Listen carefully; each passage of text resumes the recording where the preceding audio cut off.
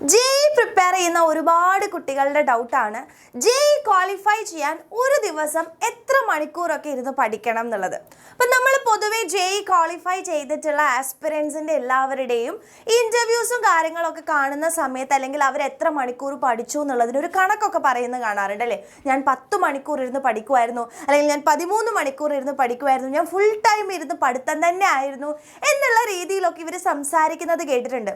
So സ്വാഭാവികമായിട്ടും JEE exam എഴുതാൻ വേണ്ടി പോകുന്ന ഒരു കുട്ടി എന്ന നിലയിൽ അവരുടെ ഉള്ളിൽ വരുന്ന ഒരു ഡൗട്ടാണ്, എനിക്കും ഈ ഒരു JEE ക്വാളിഫൈ ചെയ്യണം എന്നുണ്ടെങ്കിൽ എത്ര മണിക്കൂർ ഞാൻ ഇരുന്ന് പഠിക്കേണ്ടി വരും എന്നുള്ളത്. അപ്പം നമുക്ക് അതിനെ ഒന്ന് ഡീറ്റെയിൽഡ് ആയിട്ട് ഡിസ്കസ് ചെയ്യേണ്ടതുണ്ട് അല്ലേ. അപ്പം നിങ്ങൾ ആലോചിച്ച് നോക്കേണ്ട കാര്യം, ഇതിൽ ഇത്ര മണിക്കൂർ പഠിക്കുക എന്നതിൽ ശരിക്കും കാര്യമുണ്ടോ? ഒരിക്കലുമില്ല. അപ്പം ഈ 10 മണിക്കൂർ പഠിക്കുക, ഈ 13 മണിക്കൂർ പഠിക്കുക എന്നതിലല്ല ശരിയായിട്ടുള്ള കാര്യം എന്ന് പറയുന്നത്. നിങ്ങൾ 13 മണിക്കൂർ അല്ലെങ്കിൽ 11 മണിക്കൂർ ഇരുന്ന് പഠിച്ചു, പക്ഷെ അതിൽ നിങ്ങൾ എത്രത്തോളം ക്വാളിറ്റിയോടുകൂടെ പഠിച്ചിട്ടുണ്ട് എന്നത് മാറ്റർ ചെയ്യും അല്ലേ മക്കളെ.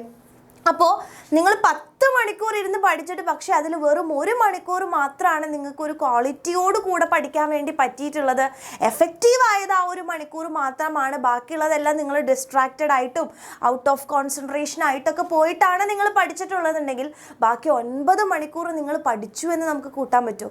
ഒരിക്കലും ഇല്ല അല്ലേ. അപ്പോൾ എപ്പോഴും നമ്മൾ മനസ്സിലാക്കേണ്ട കാര്യം എന്താണെന്ന് വെച്ച് കഴിഞ്ഞാൽ, ഒരിക്കലും ഇത്ര മണിക്കൂർ ഇരുന്ന് പഠിക്കുക എന്നതിലല്ല കാര്യം. നിങ്ങൾ പഠിക്കുന്നത് വളരെ നല്ല കോൺസെൻട്രേഷനോട് കൂടെ നിങ്ങൾക്ക് എഫക്റ്റീവ് ആയിട്ടുള്ള രീതിയിലാണോ പഠിക്കുന്നത് എന്നുള്ളത് നിങ്ങൾ ഉറപ്പാക്കണം. പിന്നെ എന്തുകൊണ്ടാണ് ഇവർ 10 മണിക്കൂർ പഠിക്കുന്നു, 13 മണിക്കൂർ പഠിക്കുന്നു എന്നൊക്കെ പറയുന്നത്? സ്വാഭാവികമായിട്ടും JEE എന്ന് പറയുന്നത് ഒരു വളരെ ടഫസ്റ്റ് ആയിട്ടുള്ള ഒരു എക്സാമാണ്. അപ്പോൾ അതിൽ പഠിക്കാനുള്ള സിലബസ് വളരെ കൂടുതലാണ്. സ്വാഭാവികമായിട്ടും നമുക്ക് അത് പഠിക്കാനും കുറേ ക്വസ്റ്റ്യൻസ് പ്രോബ്ലംസ് ഒക്കെ ചെയ്യാൻ വേണ്ടിയിട്ട് ഒരുപാട് സമയമെടുക്കും. അപ്പോൾ സ്വാഭാവികമായിട്ടും നമുക്കത് കംപ്ലീറ്റ് ചെയ്യാൻ അത്യാവശ്യം നല്ല സമയം ഇരുന്ന് പഠിച്ചാൽ മാത്രമാണ് നിങ്ങൾക്കത് ക്രാക്ക് ചെയ്യാൻ വേണ്ടി പറ്റുള്ളൂ. പക്ഷെ ഒരിക്കലും നമുക്ക് ഇത്ര മണിക്കൂർ ഇരുന്ന് പഠിക്കണമെന്ന് നമുക്ക് പറയാൻ പറ്റില്ല, കാരണം അത് ഓരോ പേഴ്സൺ ടു പേഴ്സൺ ഡിഫറെൻ്റ് ആണല്ലേ. അപ്പോൾ ആദ്യം നിങ്ങൾ മനസ്സിലാക്കേണ്ട കാര്യം, ഞാൻ എത്ര മണിക്കൂർ ഇരുന്ന് പഠിക്കണം എന്നതിൽ തീരുമാനമാക്കാൻ വേണ്ടി നിങ്ങൾ എന്ത് ചെയ്യുക, ഒരു ദിവസം അല്ലെങ്കിൽ നിങ്ങൾ ഏത് ടൈപ്പ് ഓഫ് ലേണർ ആണെന്ന് നോക്കുക. നിങ്ങൾ മെല്ലെ പഠിക്കുന്ന ഒരാളാണോ, അല്ലെങ്കിൽ പെട്ടെന്ന് തലയിൽ കയറുന്ന ആളാണോ എന്നുള്ള കാര്യം നമുക്ക് തന്നെയാണ് മനസ്സിലാക്കാൻ പറ്റുക. സോ പഠിക്കുന്ന സമയത്ത് നിങ്ങളൊരു സ്ലോ ലേണർ ആണോ, അല്ലെങ്കിൽ ഫാസ്റ്റ് ആയിട്ട് ക്യാച്ച് ചെയ്യാൻ പറ്റുന്ന ഒരാളാണോ എന്ന നിലയിൽ സമയം കൂടുതൽ എടുത്ത് പഠിക്കുക.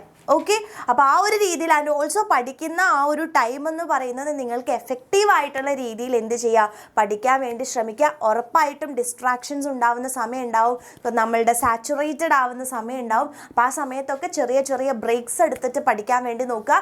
ഞാൻ 10 മണിക്കൂർ ഒരുമിച്ചിരിക്കുമെന്ന് പറഞ്ഞിട്ട് ഇരുന്ന് കഴിഞ്ഞാൽ ചിലപ്പോൾ അത് നടക്കണം എന്നില്ല. ആൻഡ് ഓൾസോ വളരെ നന്നായിട്ട് നമ്മൾ പ്രിപ്പയർ ചെയ്യാനും ഒരുപാട് സമയം ഇരുന്ന് പഠിച്ചാലും തന്നെയാണ് നിങ്ങൾക്ക് ഒരു സിലബസ് കംപ്ലീറ്റ് ചെയ്യാൻ പറ്റുള്ളൂ. അപ്പോൾ അതിനനുസരിച്ചിട്ടുള്ള ടൈമൊക്കെ ഒന്ന് എടുത്ത് പഠിക്കാൻ വേണ്ടി നോക്കുക. കംഫർട്ട് സോണിൽ നിന്നൊക്കെ പുറത്ത് വരിക, രാത്രിയും പകലും ഇല്ലാതെ എന്ത് ചെയ്യുക, പഠിച്ചു തുടങ്ങാൻ വേണ്ടിയിട്ട് ശ്രമിക്കുക. ആൻഡ് ഓൾസോ പഠിക്കുന്ന സമയത്ത് ബേസ് നിങ്ങൾ ഫൗണ്ടേഷൻ വളരെ സ്ട്രോങ് ആക്കാൻ വേണ്ടി ശ്രമിക്കുക. NCERT +1 ആൻഡ് +2 ഓരോ ചാപ്റ്റേഴ്സും നിങ്ങൾക്ക് അത്രയും നന്നായിട്ട് അറിയോ എന്നുള്ളത് ഉറപ്പ് വരുത്തിക്കൊണ്ട് തന്നെ മുമ്പോട്ട് പോയാലാണ് നിങ്ങൾക്ക് അതിനനുസരിച്ച് ഏത് രീതിയിൽ ചോദ്യം വന്നാലും അത് ക്രാക്ക് ചെയ്യാൻ വേണ്ടി പറ്റുള്ളൂ. ബിക്കോസ് JEE എന്ന് പറയുന്നത് വളരെ റിപ്പീറ്റഡ് ആയിട്ടുള്ള ഒരുപാട് ചോദ്യങ്ങൾ വരുന്ന ഒരു എക്സാം അല്ല. അതുപോലെ തന്നെ അല്ലേ ഭയങ്കരമായിട്ട് നിങ്ങളുടെ ഒരു ക്രിട്ടിക്കൽ തിങ്കിങ്, അതുപോലെ തന്നെ നിങ്ങളുടെ ആ ഒരു കോൺസെപ്റ്റ് ക്ലാരിറ്റി ഉപയോഗിച്ചുകൊണ്ട് അപ്ലിക്കേഷൻ ലെവൽ ഓഫ് ചോദ്യങ്ങളാണ് നമുക്ക് കൂടുതലും JEE എക്സാമിന് വരിക. സോ അതിനനുസരിച്ച് നമ്മുടെ പ്രിപ്പറേഷൻസ് കൂട്ടുക. സോ ഒരേ ഒരു കാര്യം മനസ്സിലാക്കുക, അല്ലെ, മണിക്കൂറിലല്ല നമ്മൾ ചെയ്യുന്ന പ്രവൃത്തിയിലാണ് നിങ്ങൾ ചെയ്യുന്ന ആ പഠനത്തിൻ്റെ ആ ഒരു amount of things that you get അല്ലേ, അതിലാണ് ഏറ്റവും ഇമ്പോർട്ടൻ്റ് ആയിട്ടുള്ള കാര്യമുള്ളത് എന്ന് മനസ്സിലാക്കിയിട്ട് മുമ്പോട്ട് പോവുക. നന്നായിട്ട് പഠിക്കുക. ഉറപ്പായിട്ടും നിങ്ങൾക്ക് നല്ലൊരു JEE ക്വാളിഫൈ ചെയ്ത് നല്ലൊരു കോളേജിൽ അഡ്മിഷൻസ് നേടിയെടുക്കാൻ പറ്റുമെന്ന പോസിറ്റീവ് ചിന്താഗതിയോടുകൂടെ മുമ്പോട്ട് പോവുക. അപ്പോൾ all the very best. Next video ആയിട്ട് നമുക്ക് വീണ്ടും കാണാം.